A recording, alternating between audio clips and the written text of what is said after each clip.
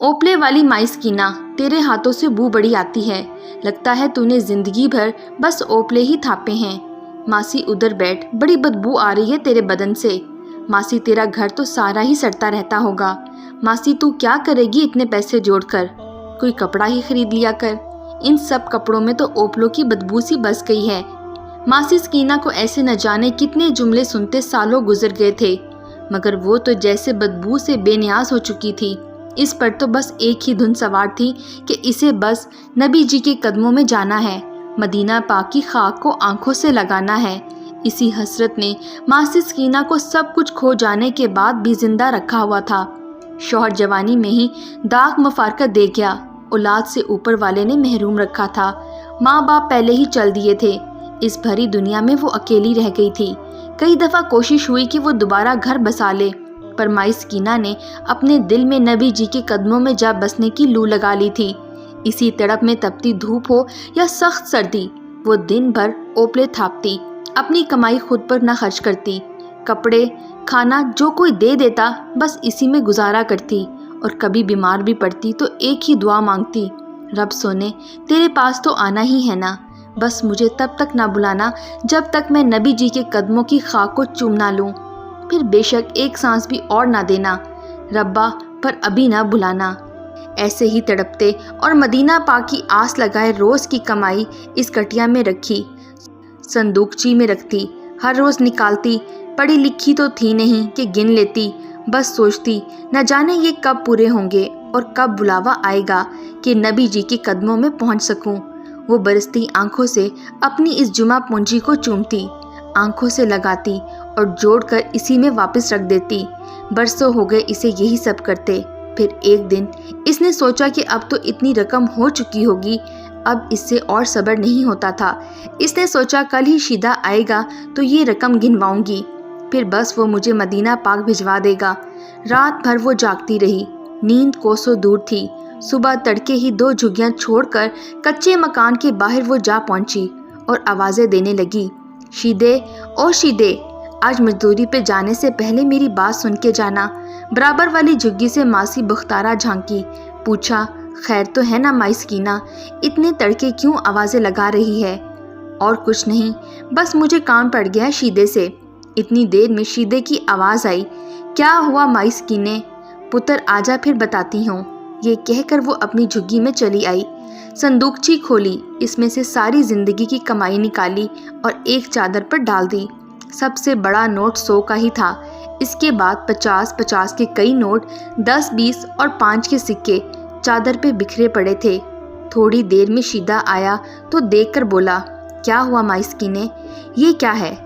پتر یہ تیری مائی سکینے کی عمر بھر کی کمائی ہے، جب سے تیرا چاچا مرا ہے نا تب سے میں نے اوپلے تھاپنے کا کام کیا، برسوں بیت گئے، کبھی 20 کا کام ملا، کبھی 10 کا، کبھی 50 کا، میں نے کبھی خرچ نہ کیا کہ میں نبی جی کے قدموں میں جاؤں گی، برسوں جو کچھ جوڑ جوڑ کر رکھا وہ یہ ہے، بس پتر اب تو اسے گن اور مجھے مدینے پاک بھیج دے، پتر پھر چاہے رب سونا مجھے وہاں ایک سانس بھی اور نہ دے۔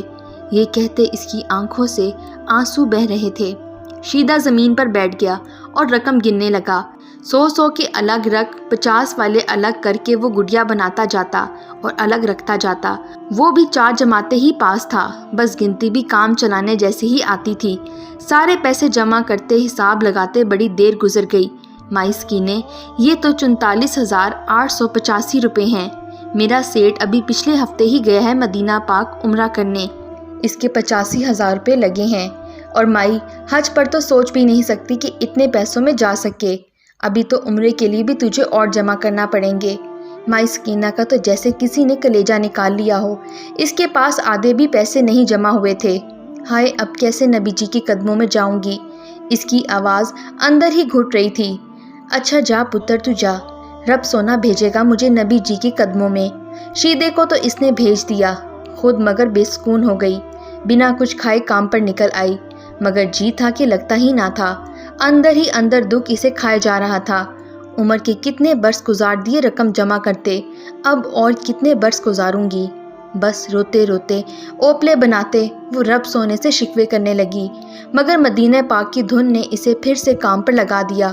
اب وہ زیادہ کام کرتی، زیادہ وقت لگاتی، بس اسی جی میں جیتی رہی۔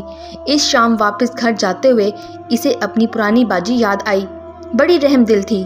ان کے گھر اس نے شادی کے بعد کچھ دن کام کیا، پھر شوہر کے منع کرنے پر وہ کام چھوڑ دیا۔ راجو کہتا، جب تلک میں زندہ ہوں تو گھروں میں کام نہیں کرے گی، بس نئی جگہ ہے تو کچھ دل کر لیا۔ اب میرا کام ٹھیک چل پڑا، اب تو کچھ نہیں کرے گی بس۔ اس نے بھی ضد نہ کی۔ بی بی جی کہتی، سر کا سائی کمائے تو اس میں برکت ہوتی ہے۔ اب اسے وہ باجی یاد آئی، ان سے ملنے جاؤں گی۔ اس دن وہ خوب اچھی طرح نہائی اور جو سوٹ اس بار رمضان میں اسے راشن کے ساتھ ملا تھا وہ نکالا، بال بنائے۔ برسوں بعد اس نے شیشے کی طرف دیکھا تو وہ اب بھی ایک مکمل عورت تھی، اچھی شکل صورت والی، جسامت بھی لمبی چوڑی۔ وہ کہیں سے عمر رسیدہ نہیں لگ رہی تھی، جیسے اس نے خود کو بنا لیا تھا۔ اس نے اپنی ساری خواہشیں بس ایک خواہش کے پیچھے مار دی تھیں۔ شیشے کے سامنے سے ہٹی، ساری رقم نکال کر ایک کپڑے میں باندھی، بڑی سی چادر لی اور باجی کے گھر کی طرف چل پڑی۔ باجی زلیخا نے ایک نظر میں ہی اسے پہچان لیا۔ ارے سکینہ، کیسی ہے؟ برسوں بعد یاد آئی تجھے؟ بالکل بھول گئی تھی، چل آجا اندر آجا۔ دیکھتے ہی اسے گلے ملی، چکوے کیے اور ساتھ لے کر صحن میں آ گئی۔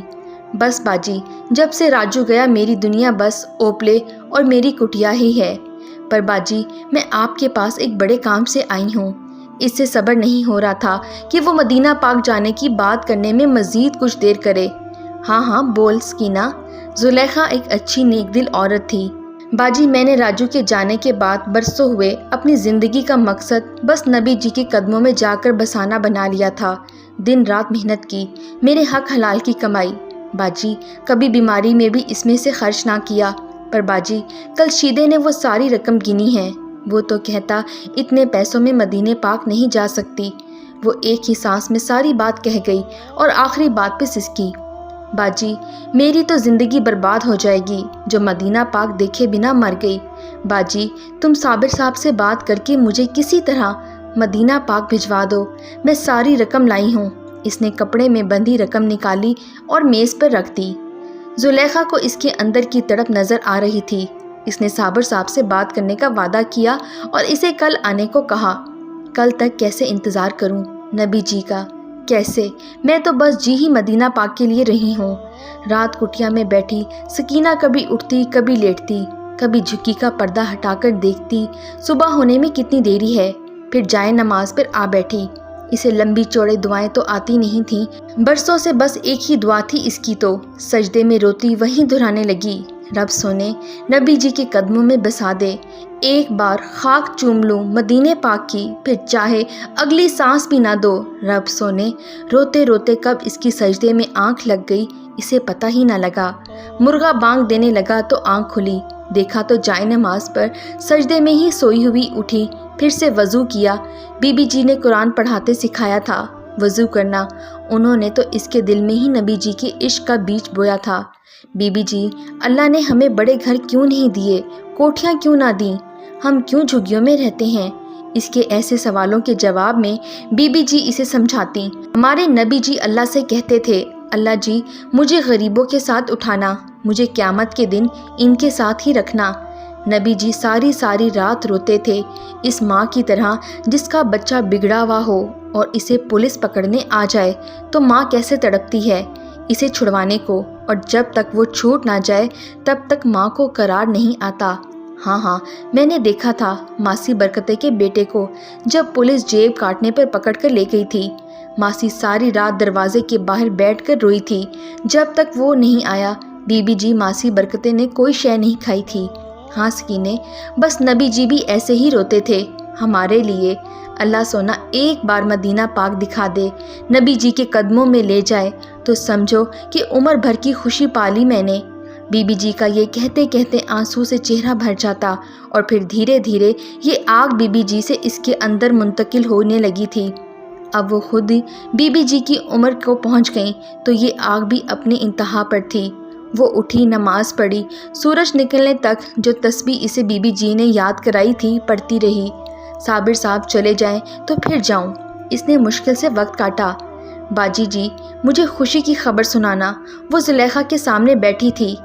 زلیخا نے کہا، دیکھو سکینہ، اللہ جب کسی کو صبر کا پھل دیتا ہے نا تو بس وہ سب ہی کچھ دے دیتا ہے، اگلا پچھلا سارا حساب چکا دیتا ہے۔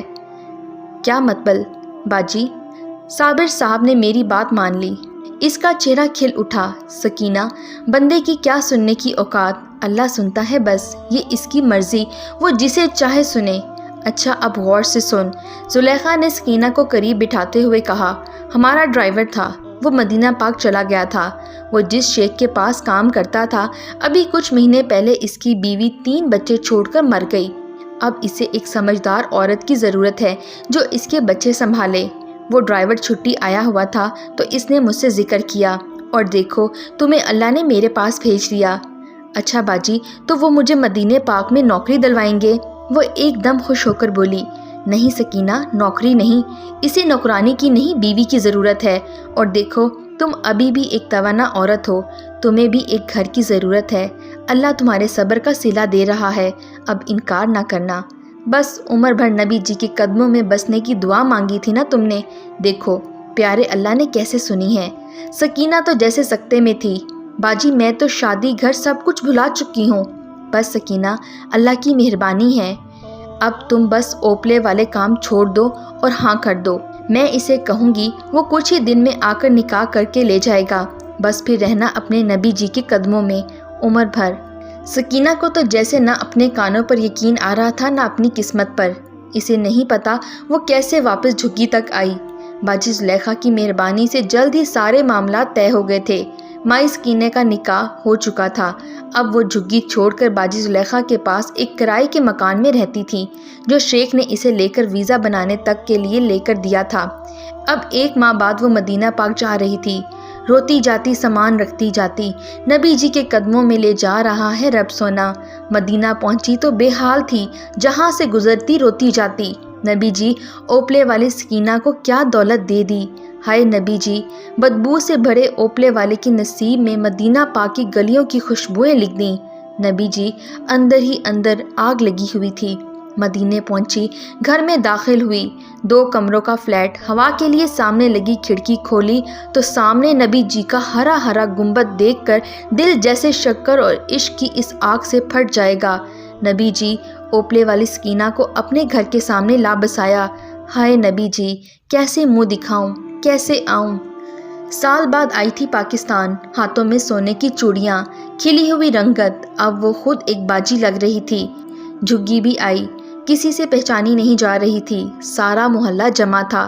وہ سب جو اس کی بدبو کی وجہ سے قریب نہیں بٹھاتے تھے، آج سارے اس کے سونے کے کنگن اور اس کے کپڑوں کو دیکھنے ایک دوسرے پہ گرے جا رہے تھے۔ وہ بس ایک ہی بات کہتی جاتی، کہاں اوپلے والی سکینہ اور کہاں نبی جی کے قدم؟ جب جب کھڑکی کھولوں نبی جی کا گھر سامنے، اوپلے والی سکینہ، اللہ پاک نے تیرے بھاگ کھول دیے، صلی اللہ علیہ وآلہ وسلم۔